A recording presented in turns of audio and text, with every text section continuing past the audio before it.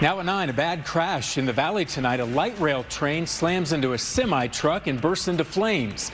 This is a developing story, and we have a live report from the scene. We're hearing from family members after a bad crash on the I-10 in Buckeye, taking the lives of 2 children and their grandfather. And a man is taken into custody after being caught on camera vandalizing a Charlie Kirk memorial.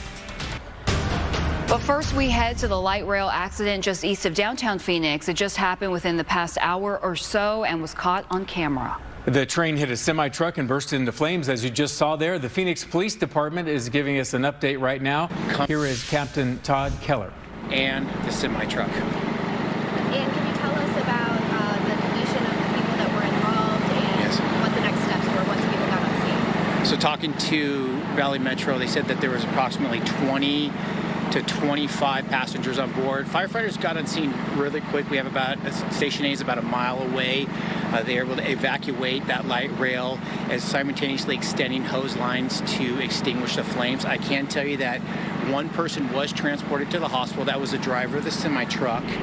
They were transported in stable condition. And can you tell us a little bit about what was inside that semi and what we're dealing with in terms of any materials or any risk of anything? Yes, absolutely.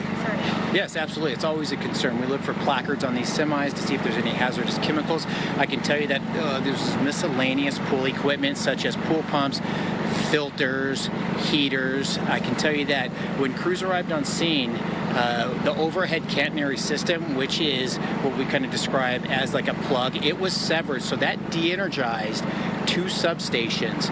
So I can tell you that 16th Street to 20th Street has been shut down.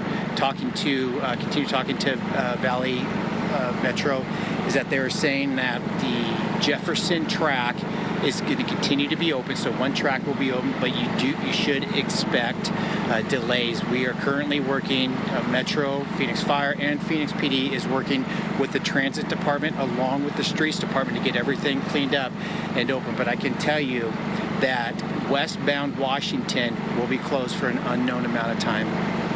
Is there anything else that people need to know if they're in the area? Obviously, this is a major thoroughfare for people. We are heading into a Monday morning, so what can people expect?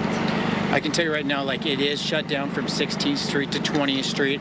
I don't know how long it's going to be. Obviously, there's a significant amount of damage. You guys have the pictures. You're probably showing them right now that I had sent to you. It was a pretty much fully involved semi in the front cab department. But like I said, our firefighters did an absolute fabulous job getting on that light rail and evacuating all those passengers. The semi-truck driver was transported to the hospital in stable condition. Go ahead.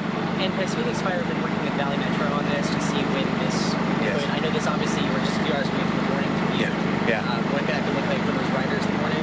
Yes, absolutely. So that's a great question. So we are working with the Streets Department. We're working with Transit Department, and Phoenix PD is under investigation. So I can tell you that right now all 3 of these departments, 4 departments, are working together. They're doing their best to get this open. But right now, from 20th Street to 16th Street is going to be closed. But that south track on Jefferson is open, and it's going to be going both ways. But you should expect delays. I know that it's under investigation and it's very early in that investigation, but is there any general advice that you could give the Metro continuing to expand? You know, drivers are getting used to it. Is there any advice that you could give for people who are out commuting on these roads with the light rail? Yes, so I can tell you that obviously we've all seen these light rails. They're very quiet.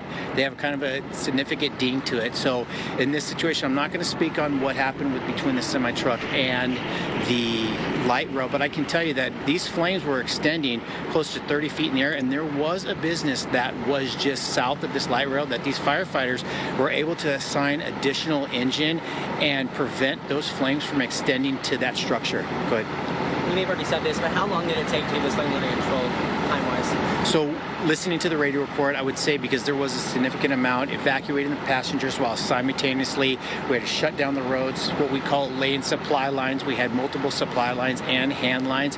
It was approximately about 20 to 25 minutes before fire control was achieved. And just for the safety of people who might be out and about in this area, is there any concern about like any live wires or anything at this point that people need to avoid in the area? So like I was saying before, is that the overhead catenary system was severed, so that did de-energize 2 substations, so there is no power to this light rail going westbound. Again, I'm going to reiterate, because I know a lot of people use the light rail, is that Jefferson route heading east is open still both ways, so they're going to activate both the east and westbound, but please expect delays. Good. Anything else? You good, brother? Yeah, we'll do one off. Yep. All right, that was Captain Todd Keller with the Phoenix Police Department giving us an update. You saw the video there. Amazing crash. This is a light rail train that hit a semi-truck. The street is right about 18th Street and Street to 20th Street is closed. We're told the truck driver was hurt, taken to the hospital in stable condition, and 20 to 25 passengers actually were on that train. None of them were hurt. Just remarkable. When this video came into our newsroom, we were in shock just to see that fireball explode. You would have thought that the truck driver would have died instantly. So this is really good news that even the passengers on the train also doing okay. So we're going to watch the scene as it develops, and fire crews on scene just cleaning up the mess. But folks, this is actually pretty good news. Pretty good news, considering when you look at these images how bad they are.